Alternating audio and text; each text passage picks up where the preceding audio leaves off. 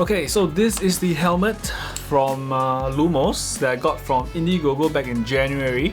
The helmet comes in a few colors, it comes in 3 sizes and in 2 variants. Right, so this is the MIPS version, the MIPS version. MIPS stands for Multi-Directional Impact Protection System. In short, it provides better protection for your head because the helmet liner and the shell is separated, so it allows it to slide around. I'm not sure if I can show this on camera. Yes, so it slides around. Link down below if you want to read more about it. Should protect your head better in the event of a crash. I don't know because I haven't crashed yet, and hopefully I'll never have to test it out. So pricing wise, this helmet costs $114 because it is the MIPS version. The non-MIPS version costs $84. I do think that it is quite reasonable. It is on par, if not cheaper, than the branded helmets out there, and you get all these bling blings. So it comes with a standard clip buckle at the bottom, just like that, and you have an adjustment knob at the back. Pretty standard helmet stuff. Comfort wise, for myself, I think it's a bit tight at the back. Maybe it's the shape of my head. Your mileage or your experience may vary. Unfortunately, because this is an online campaign, this is from an online campaign, right? There's no way for you to test it out. So they have a sizing guide online that you can check out, and from there you can choose which size you should get. One thing to mention about the helmet is that this helmet is 370 grams. Is it heavy?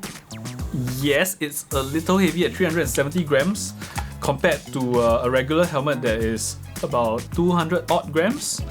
But then if you attach your own lights on the helmet, right, then I guess it's more or less the same, and this is integrated, so you know you wouldn't have an extra light hanging at the back. After wearing it for a 2-hour ride, I don't think that the helmet has worn my neck down or what, so weight is not an issue for me. I think this is something that, you know, it's a matter of getting used to. So once you're used to the weight, you should be fine. At the end of the day, if weight is really your main concern, you want the lightest helmet, you want the most aero helmet, performance-oriented helmet, then this probably isn't a helmet for you.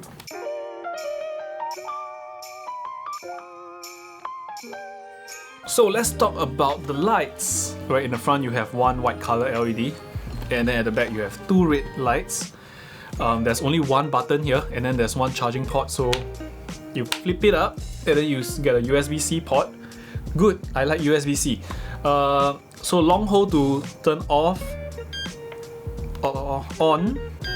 Okay, and then you just do a short press to cycle between the 3 modes inside. Let's talk about the front light. The front light is not meant to replace your headlight, right, or the light that you usually mount on your handlebar, because it is not that bright. Its main purpose is for other road users to see the position of your head and where you are looking. So the lights at the back, they also double as signal light. If you want to turn left or you want to turn right, you can. So when you are in the signal mode, the other light, right, turns solid. In my testing, the brightness, the front one is pretty bright at night. The back lights, these are really bright and very visible at night. So I think these are great on top of the lights that you usually have on your seat post in the day. Well, the front lights, if you have it on solid, I think the effectiveness is reduced. If you have it on blinking, then yes, I think drivers should be able to see that, you know, there's a blinking light on your head. The lights at the back are really bright. They are still very visible, and the signal lights can still be seen pretty clearly. So if you ride primarily at night, I think you can keep the lights down, the brightness down to about 50 or 70% so that, you know, you can get some extra juice out of them. Let's talk about the remote control on how to control the helmet. This is the remote light that comes in the box. So there are 2 buttons, there's a left and a right. So you just press the left one to trigger the left signal, press it again to dismiss it, and same for the right. So there's one LED on top. If it's blinking, means the signal light is being activated. Alright, and it is powered using a button cell battery. So you just attach this on top of your handlebar and you have your remote control. Now this is the Lumos remote. This is the upgraded version. This is an optional add-on for $14.95 if I'm not wrong. Same thing, you have 2 buttons, except the entire button lights up to tell you which direction is being activated. So this is one advantage over this. This one you can't tell whether it's the left or the right one. But on this remote you can see now you have the right side activated because the right side is blinking. Size wise, I think this remote is tinier, it is smaller, lower in profile. Height wise, it's about the same. And another difference is that this remote, right, it has a built-in battery, so it charges using a magnetic charger like that. So you just plug this to USB, then you can charge the remote control. Simple. Now another advantage talking about how to charge your battery, right, is that you can check the battery level on this remote control pretty easily in using the Lumos app, whereas for this the app only shows that it's connected. You can't actually see how much battery is left. Now with this remote, it also unlocks another feature, which is the brake light feature. If you can see the helmet blinking, erratically at the back, it actually comes with sensors built in. So it can detect that when you are braking, so let's say now it's blinking, right? And I stop, it will trigger the brake lights, which is a very fast blink.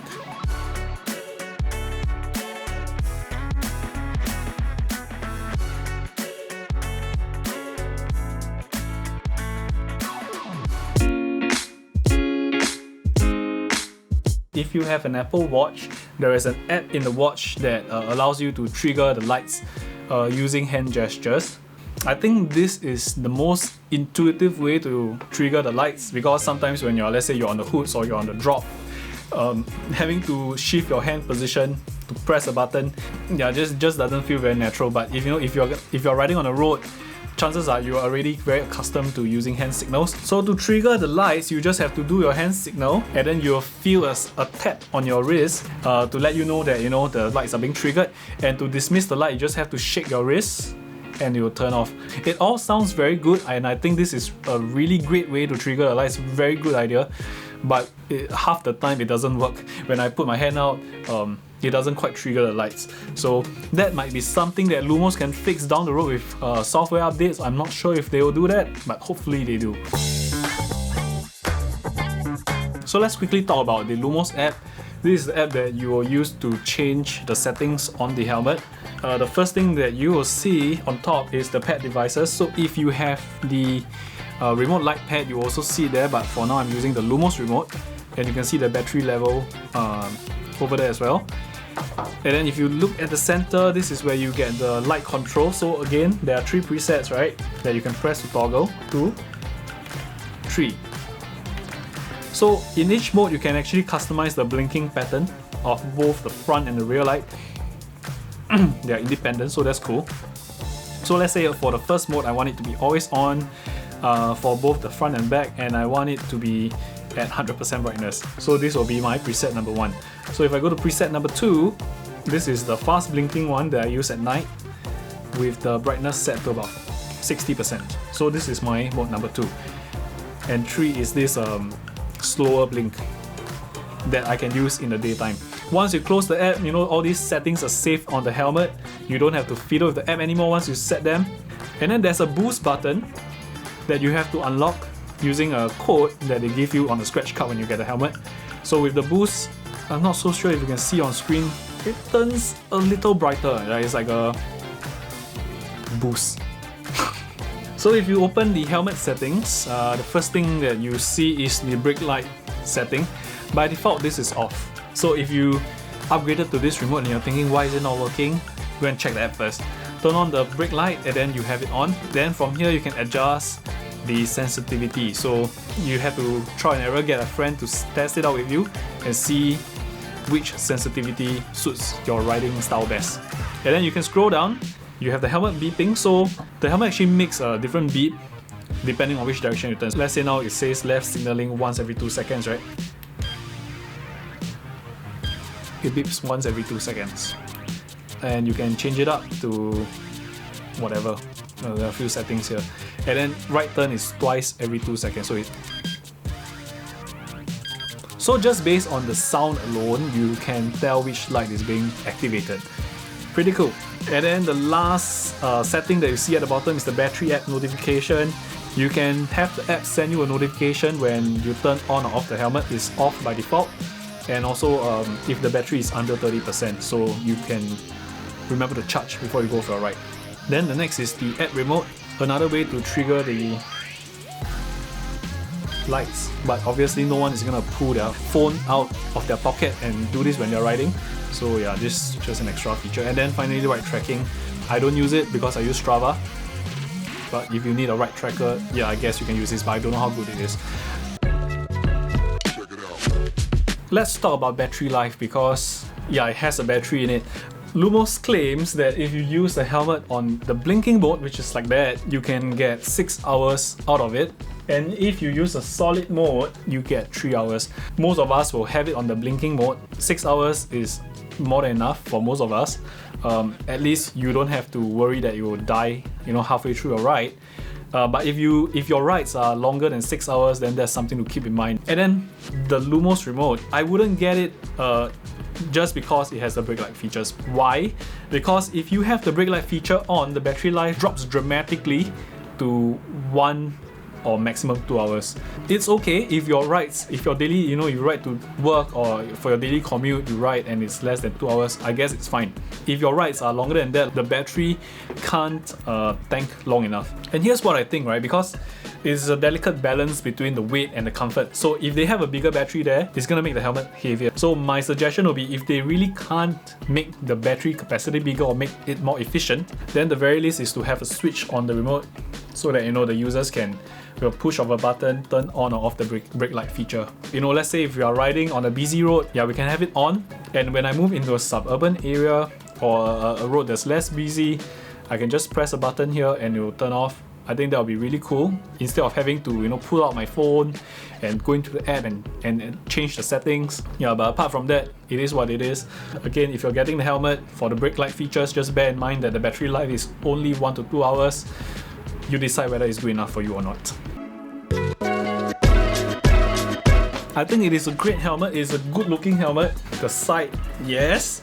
The back, yes. Top view, okay. Who looks from it from the top? So I think the front view doesn't look so good. So make sure when you're riding and wearing this helmet, you better be riding fast so that people only see the back.